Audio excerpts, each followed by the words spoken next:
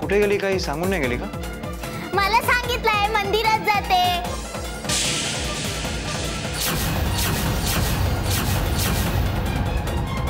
सायलीचं आणि केतनचं त्यांचं काय? अगं म्हणजे सायली केतनमध्ये इन्व्हॉल्व होत चालली. माझा केतन तो तरी कुठं खुश दिसतोय, कशात तरी हरवलेला दिसतोय. काय झालं असेल? देवा, त्याच्या जोर जबरदस्ती करून मी चूक तर केली नाही ना?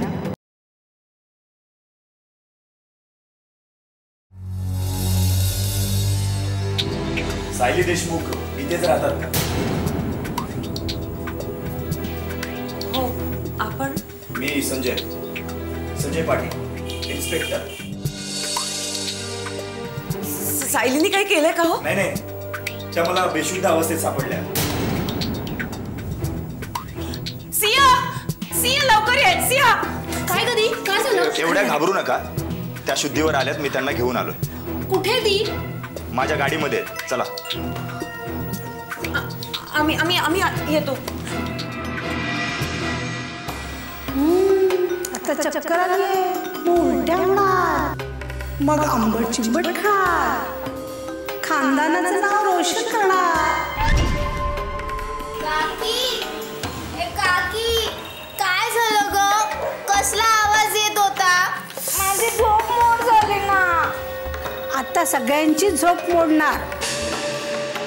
अगं तुझी सायली गोड बातमी घेऊन आली आहे. गोड बातमी म्हणजे? कळेल, वेळ येताच कळेल. हळू. हळू. नाही जायचंय. हो, आपण आपल्या बेडरूम मध्ये जातोय. हा, हळू. सावकाश. ही तिची सॅक. द्या, तुम्ही बसा ना. नाही, नको, मला निघायला हवं. येतो मी. धन्यवाद. खूप कष्ट घेतलेत तुम्ही. कष्ट कसले? मी माझी ड्युटी केली. मी घरीच निघालो होतो, रस्त्यात या बेशुद्ध अवस्थेत सापडलं. हा, तो ऍक्सिडेंट? नाही, ती गर्दी वेगळी होती. ही स्टेशनच्या ऑपोजिट साईडला होती, रस्त्याच्या या बाजूला. त्या बेशुद्ध सापडल्या. मी त्यांना डॉक्टरकडे घेऊन गेलो. डॉक्टर म्हणाले थोडा विकनेस आहे आणि मेंटल स्ट्रेसमुळे चक्कर आलेली. अहो, आम्ही किती काळजीत होतो. साहजिकच आहे. धन्यवाद साहेब. धन्यवाद वगैरे काय, एक माणुसकी म्हणून केलं. साहेब, तुम्हाला चहा पाणी काही? नको, घरी बायको वाट बघत असेल. येतो मी. थँक्यू. चल.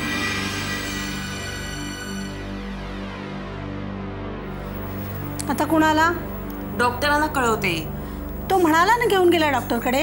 अगं, तरी आपल्या डॉक्टरांना बोलवून घेते ना, तेवढीच मनाची शांती. हॅलो. हा डॉक्टर, मी सुरेखा देशमुख बोलते. डॉक्टर, नक्की विकनेसमुळेच ना? हो, विकनेसमुळेच. तर काय जागरण वगैरे झालं असेल किंवा दिवसभर पोटामध्ये काही नसेल. आणि तर ऊन पण खूप आहे ना बाहेर. शक्यता आहे, कारण सकाळपासूनही बाहेरच होती. काही खाल्लंय का नाही माहित नाहीये मला. डॉक्टर, मनाची खात्री म्हणून काही टेस्ट करायला हव्यात का? कसल्या टेस्ट करणार? नाही म्हणजे ह्याच आपलं BP, कोलेस्ट्रॉल वगैरे. काकी, त्या टेस्ट तुझ्या करायला हव्या. आता तिला पेज द्या आणि सकाळी डिस्पेन्सरीमध्ये या. मी तुम्हाला काही सप्लिमेंट्स वगैरे लिहून देतो. ते 2-3 दिवस द्या. बाकी काळजी करण्यासारखं काही नाहीये. येतो मी. थँक्यू. चल मी येतो. आणि सायली काळजी घे स्वतःची आणि काहीतरी खाऊन घे. हां चल.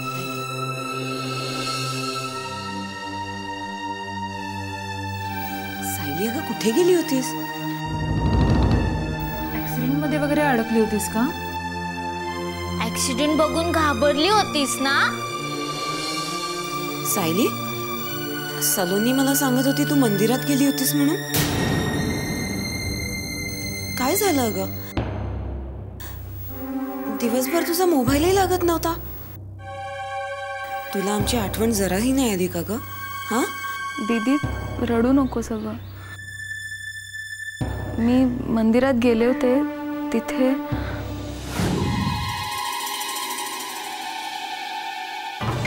अरे लोकांना देवळात येऊन मनशांती मिळते. तू एवढा अस्वस्थ का झालायस? अस्वस्थ? मी नाही नाही नाही, मी एकदम ठीक आहे. I am completely all right. खरं सांगतोयस? हो. लग्नाआधीची एक भेट, लगेच लग्न आणि आत्ताचं हे देवदर्शन. एवढ्या छोट्या कालावधीत 7 जन्माचा एग्रीमेंट करून मोकळा झालास. काय झालं? तिथे अगं माझी जुनी मैत्रीण भेटली. तिने खूप आग्रह केला म्हणून तिच्याबरोबर गेले होते मी. आणि तिच्या इथे मोबाईलला रेंजच नव्हती. उशीर झाला म्हणून घाईघाईत निघाले तर चक्कर आली मला. आणि मग पुढचं काहीच आठवत नाहीये. अगं आम्हाला वाटलं की तू त्या ऍक्सिडेंटमध्ये. आम्ही फोन पण केला पण तू नाही केलास. अगं माझ्या लक्षातच नाही आलं. सॉरी, चुकले मी. ठीक आहे, आता झोप बघू. मी सलोनीला माझ्या रूम मध्ये घेऊन जाते. मला दीदी जवळ झोपायचंय. मी तुला गोष्ट सांगेन. हा गोष्ट? चल. सावकाश सावकाश, हळूच. हा बाळा, उठून बसतेस का तू? हा मी तुझ्यासाठी पेज आणते. सावकाश बसा. सावकाश. पटकन आले मी. हा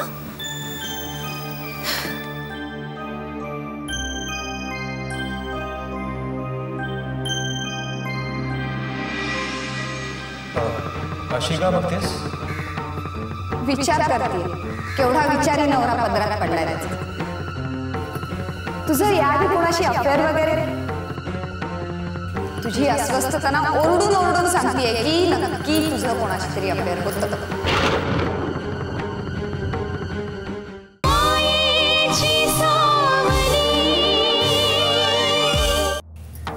तुझं याआधी कोणाशी अफेअर वगैरे? तुझी अस्वस्थताना ओरडून ओरडून सांगतेय की नक्की तुझं कोणाशी तरी अफेअर होतं. अगं सायली, पेस्ट काय झालं? तू काय रडतेस? काय का रडतेस सांग मला. का रडतेस तू? शांत हो, शांत हो सायली.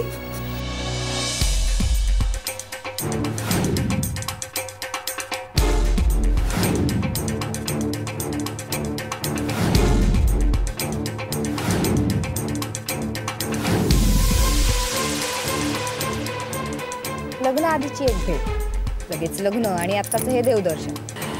एवढ्या छोट्या कालावधीत 7 जन्माचा एग्रीमेंट करून मोकळा झाला.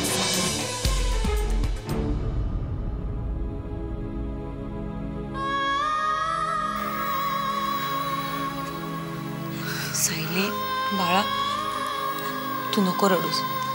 तू शांत हो आधी. काहीतरी मार्ग निघेल. देव आहे ना आपल्या पाठीशी. तू नक्की काहीतरी मार्ग दाखवेल. हा तू आधी शांत हो बाळा.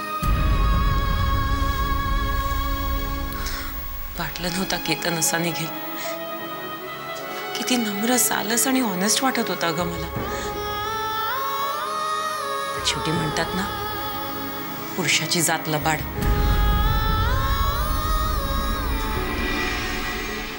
मग सायली, एवढं सगळं करून सवरून तुला भेटायला का आला होता? कधी? केव्हा? आत्ता 10:30 वाजता आपल्या घरी.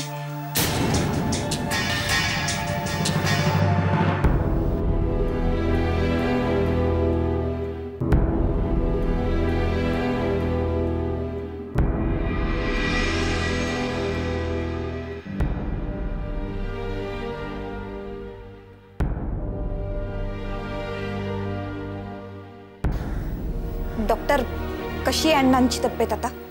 Don't worry, now is okay. पण नक्की काय झालं होतं त्यांना? थोडा ब्रिथिंगचा त्रास झाला होता आणि ब्लड प्रेशरही वाढलं होतं. आम्ही लगेच ट्रीटमेंट चालू केले. आता हे ठीक आहे.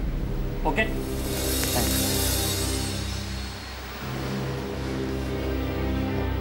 केतन, तू जा आता घरी, आराम कर थोडा. दमला असशील ना? नाही, मी थांबतो. पण काय? पण हर्षदा, काय? आई बाबांना बोलावून घेऊ का? वाय? For what purpose?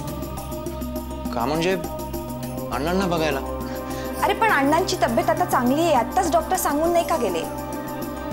हो, पण आई बाबांना काय सांगणार हर्षदा? हे बघ केतन, काय सांगायचंय ते सांग. I don't care, but what? किती वेळेस रिपीट करू केतन? मला अण्णांचे तुझ्या फॅमिली सोबत भावनिक संबंध नाही वाढवायचे.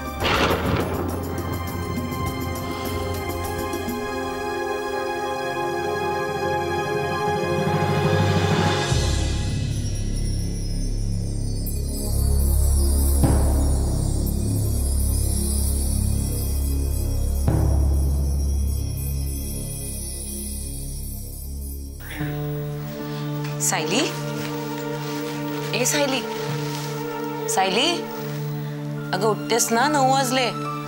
सायली, बरोबर आहे, रात्री जागरण झालंय बिचारीचं, त्याच्यात तिला टेन्शन. झोपू देत.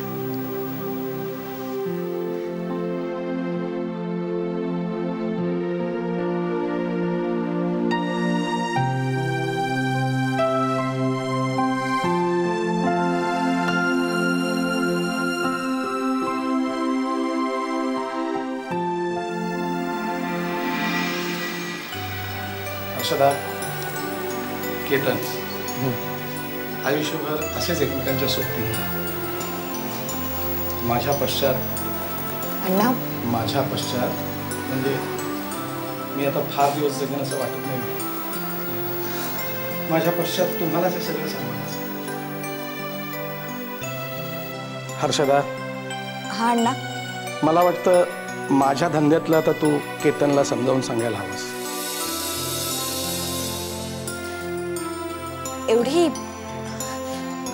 एवढी काय घाई आहे अण्णा? घाई? तुला म्हटलं ना, माझा आता काही भरोसा नाही. हर्षदा, तुझी आई गेल्यानंतर तुझं जराही इकडे तिकडे केलं नाही मी. आता अखेरच्या क्षणी तुझे 2चे 4 हात केल्यानंतरही तुझ्या चांगल्याचीच काळजी घेतली. अण्णा, अण्णा प्लीज. नाही हर्षदा, मला बोलू दे. अण्णा, अगोदरच तुमची कंडिशन नाजूक आहे. डॉक्टरांनी जास्त बोलायला मनाई केली आहे तुम्हाला. अगं डॉक्टर काय सांगणारच ना, पण आता मला हे आपल्या लोकांजवळ बोलायला हवं. आणि तुम्हा दोघांशिवाय मला आहे कोण? अण्णा, तुम्हाला पाहिजे तेवढं बोला, पण आत्ता नको. घरी गेल्यावर बोलूया आपण. अगोदर तुम्हाला डिस्चार्ज तर मिळू दे. हे बघ हर्षदा, सध्या केतनही आहे इथेच. आता केतन काय परत येणार आहे का मला भेटायला? नाही काका, तुम्ही ऑर्डर करा, मी लगेच हजर होईन. ते ठीक आहे केतन, पण पण काय? पण प्रत्येक गोष्टीची एक वेळ असते केतन. आणि मला वाटतं हीच वेळ संयुक्तिक आहे, म्हणून सांगतोय मी. हर्षदा. हा अण्णा. एक विसरलीस. काय अण्णा? तुझ्या सासू सासऱ्यांना नाही आणलंस.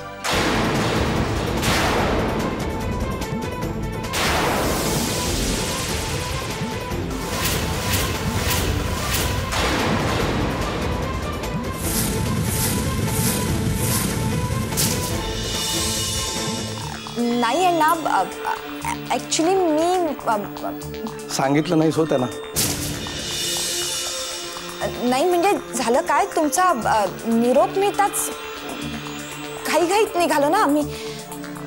बरोबर आहे, घाईघाईत निघून आलं वाटतं तुम्ही. नाही तसं नाही, म्हणजे तुमचा निरोप मिळताच घाईघाईत निघालो ना आम्ही. आणि काय? आणि अचानक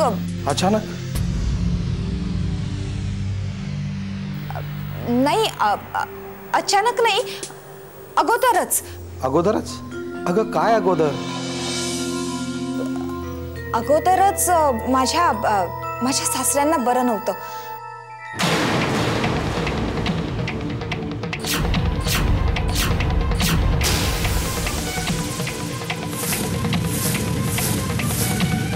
तुझ्या सासऱ्यांना बरं नव्हतं?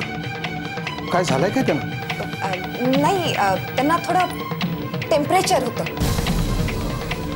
मला जरा चेकअप करायचं आहे, तुम्ही बाहेर या. हो.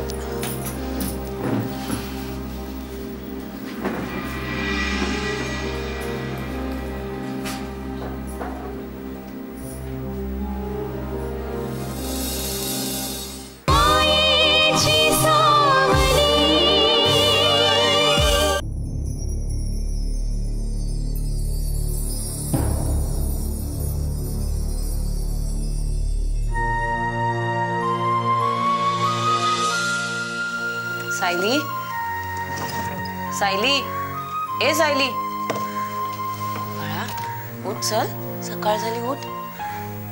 ए बाळा उठ, सकाळ झाली ना, उठ चल, पटकन फ्रेश हो, मी ऑफिसला जाते.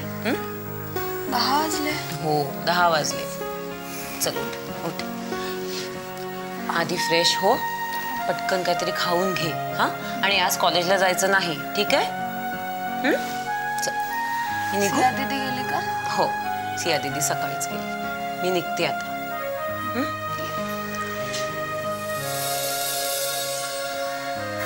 सायली, फार विचार करू नकोस. नाही करा. निघू मी, आणि कॉलेजला जायचं नाही, कळलं? हो, नाही जायचं. संध्याकाळी लवकर येते मी. चल, काळजी घे. हा.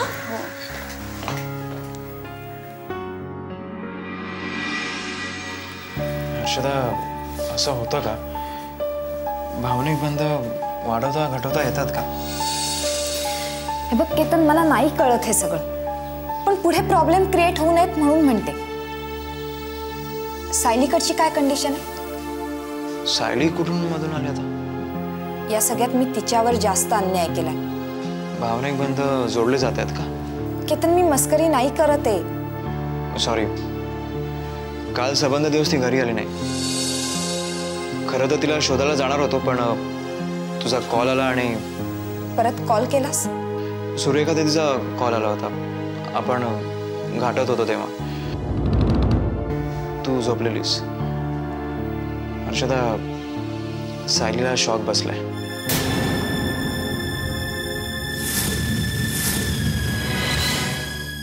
तिने आपल्याला मंदिरात पाहिलं, चक्कर येऊन पडली ती. अण्णांना बरं वाटलं की मी इथून निघेन. सगळं क्लिअर करायला पाहिजे सायलीशी. किती जणांना दुखवलंय रे मी. हे बघ, मी हे सगळं मुद्दामून नाही करत आहे.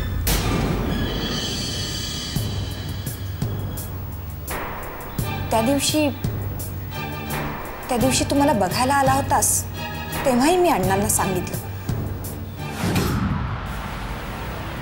बघ, माझ्याकडे असं बघत राहू नकोस. मी माझा निर्णय बदलणार नाही. कोण तो? हा केतन. चांगला मुलगा आहे, आवडलाय मला. तुला त्याच्याशीच लग्न करायला लागेल. हा, तो तुला पसंत नसेल, नाही नसणारच, कारण तुझं मन जडलंय ना त्या लांडग्यावर. त्याची मी पूर्ण चौकशी केली आहे, मला कळलंय तो कसा आहे ते. तुला केतनशीच लग्न करावं लागेल. अगं मी एवढं बोलतोय, तू काही विरोध करत नाहीयेस. काही विपरीत तर नाही ना तुझ्या मनामध्ये? हे बघ, तसं असेल तर लक्षात ठेव, यापुढे बाप म्हणून माझं नाव लावायचं नाही.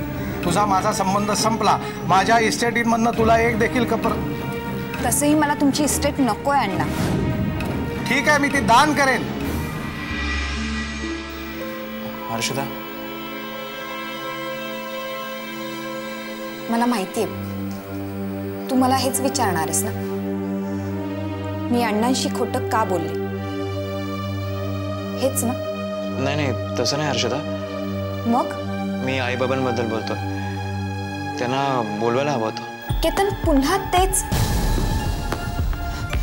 हे बघ I am very much thankful to you, पण मी तरी काय करू रे?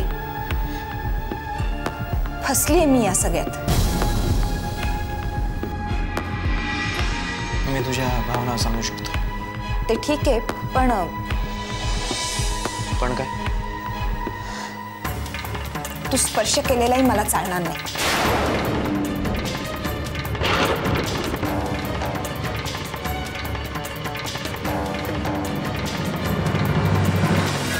या वयामध्ये एक मुलगी घराबाहेर राहते, फोनही करत नाही आणि घरच्यांना काही कळवतही नाही. चक्कर काय येते, रडते काय, तेव्हा काय झालं असेल हे न कळण्या इतकी मी मूर्ख नाही. जे काही घडलं ते तू विसर असं मी अजिबात तुला म्हणणार नाही, पण तुझ्या अतिविचारांनी जे काही घडलंय ते नीटही होणार नाहीये.